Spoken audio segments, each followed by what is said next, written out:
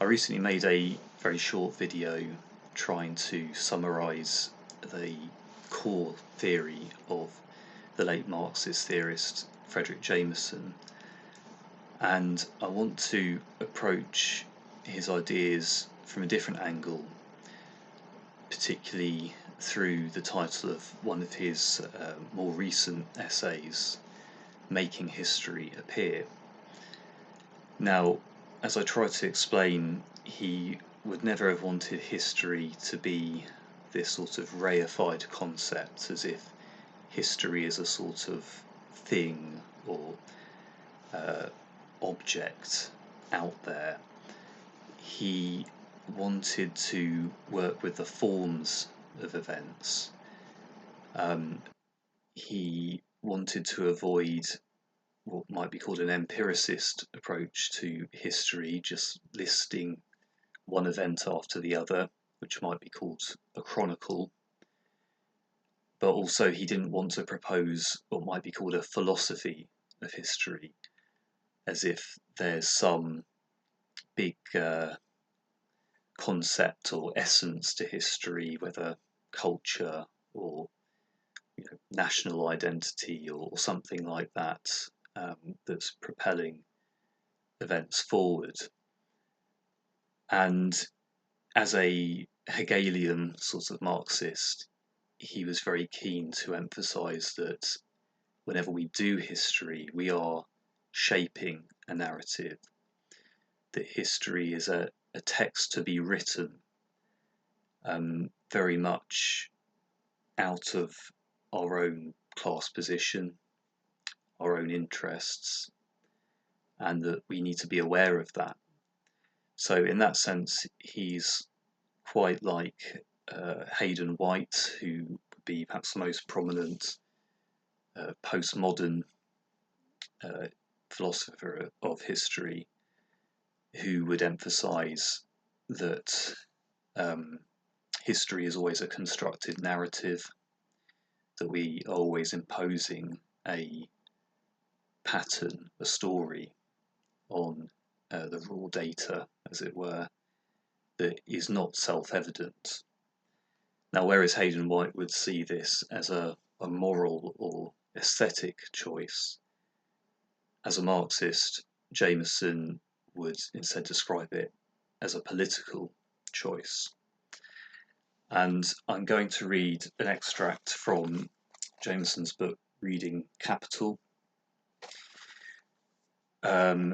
in which he lays out some productive problems which I think can carry these conversations forward in an interesting way. And it revolves around this perplexing problem of what capitalism is, if anything, because some would deny that it is a coherent concept. Some would say, well, there's always been profiteering, there's always been markets at work throughout much of history as we know it. Jameson would seem to follow the outlook of someone like Robert Brenner, the Marxist historian, who would define capitalism very much as when labour itself is subject to market forces, labour becomes a commodity, and that's something I have much sympathy with. Regardless, I think Jameson opens up some important questions about how we periodise history, about these labels like the Middle Ages, modernity, and so on, which are very hard to pin down in a number of ways. So, without further ado, I'm going to read this paragraph, and maybe it will open up some interesting discussion.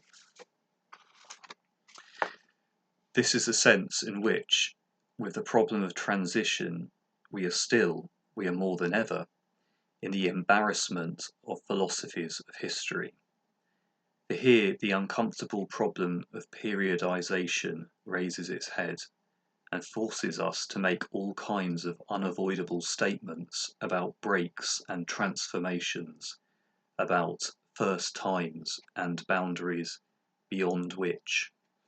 Statements we know we will regret later on when someone offers a more richly documented counter-hypothesis. My position that such propositions are representational choices which can be neither proven nor falsified, which correspond to starting points in the void without presuppositions, or in other words, they can be false but never true, and that they can only be motivated politically but not by the facts, is not one which will appeal to everyone.